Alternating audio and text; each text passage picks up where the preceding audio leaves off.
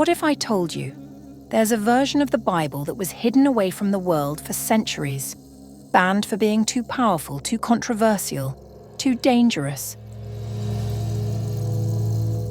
The Ethiopian Bible.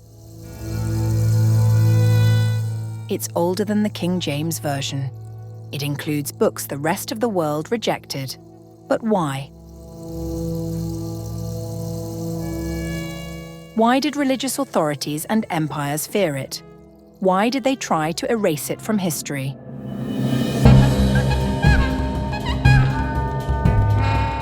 The answers might shake the very foundation of everything you thought you knew about the Bible. This is the story of why the Ethiopian Bible got banned.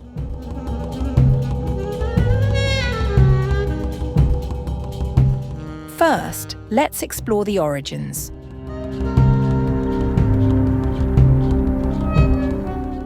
The Ethiopian Bible, known as the Ge'ez Bible, is the oldest complete Christian Bible in existence. It predates the King James Version by over 800 years, dating back to the 4th century. Yet, many people outside Ethiopia have never heard of it. In Ethiopia, Christianity developed in unique ways, deeply connected to local traditions and languages. It wasn't shaped by external influences. It grew organically in the region. Ethiopia's conversion to Christianity occurred around 330 AD during the reign of King Ezana. What makes the Ethiopian Bible stand out is its content. It includes texts that were excluded from other versions of the Bible, such as the Book of Enoch, the Book of Jubilees, and the Shepherd of Hermas.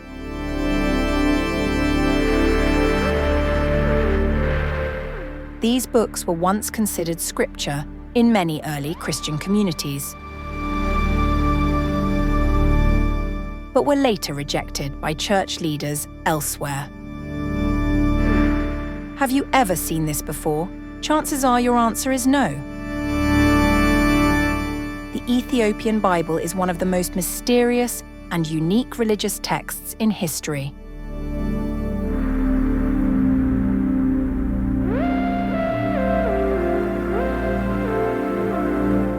Ethiopia has a long-standing Christian tradition. Its early conversion and subsequent religious development were influenced by local culture and history.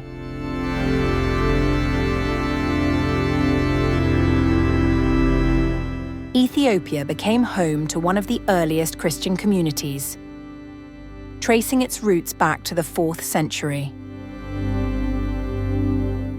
Ethiopia's version of Christianity developed alongside ancient texts, many of which were unknown to other regions.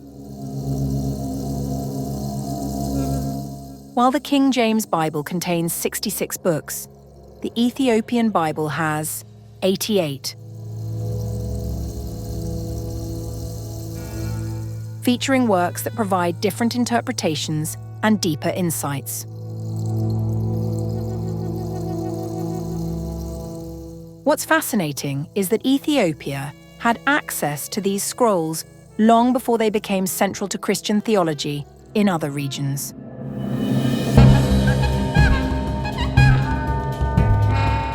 Christianity in Ethiopia was practiced continuously, preserving these texts across generations.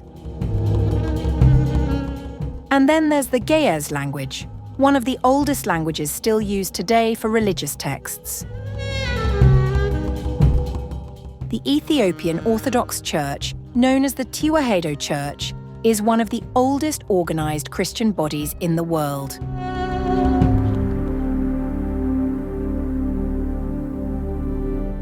Among the most intriguing texts in the Ethiopian Bible is the Book of Enoch.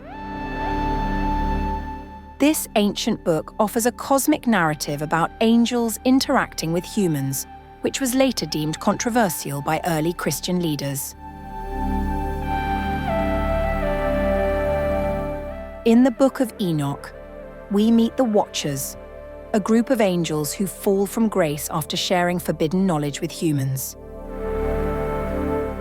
They reveal secrets about the heavens, metals, and sciences, knowledge that wasn't meant to be shared.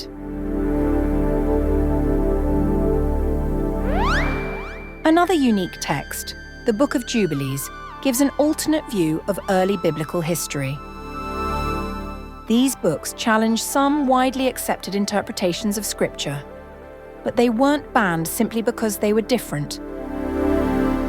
They offered complex ideas that raised questions about faith and divine order. To understand why the Ethiopian Bible was kept apart from the mainstream, we need to look at how Christianity was shaped over time. By the 4th century, the Roman Empire was consolidating its power, and the Church began defining what would be considered official Christian doctrine.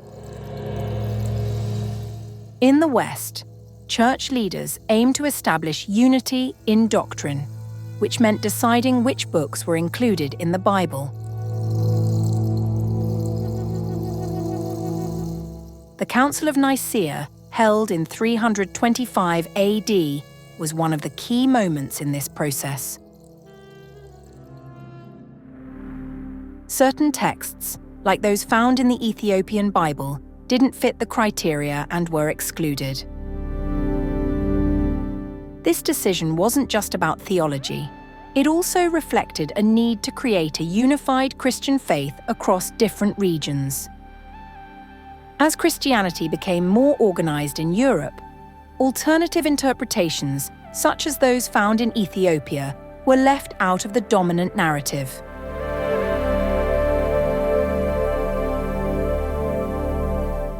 As the centuries passed, many ancient Christian traditions and texts were forgotten outside of Ethiopia. But the Ethiopian Orthodox Church preserved these texts, safeguarding a wealth of spiritual knowledge for generations.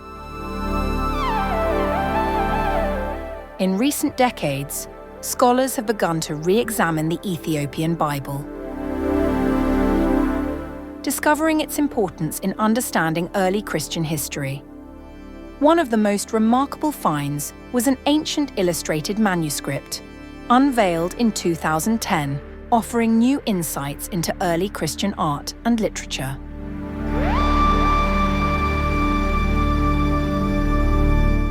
This story is more than a tale of lost manuscripts. It's a reminder of how much we have yet to uncover about early Christianity and the diverse ways it developed across different regions. What else lies hidden in these ancient texts? What wisdom from the past still waits to be uncovered? The Ethiopian Bible stands as a testament to a rich spiritual tradition, one that was nearly lost to history. But today, its wisdom is once again being brought to light.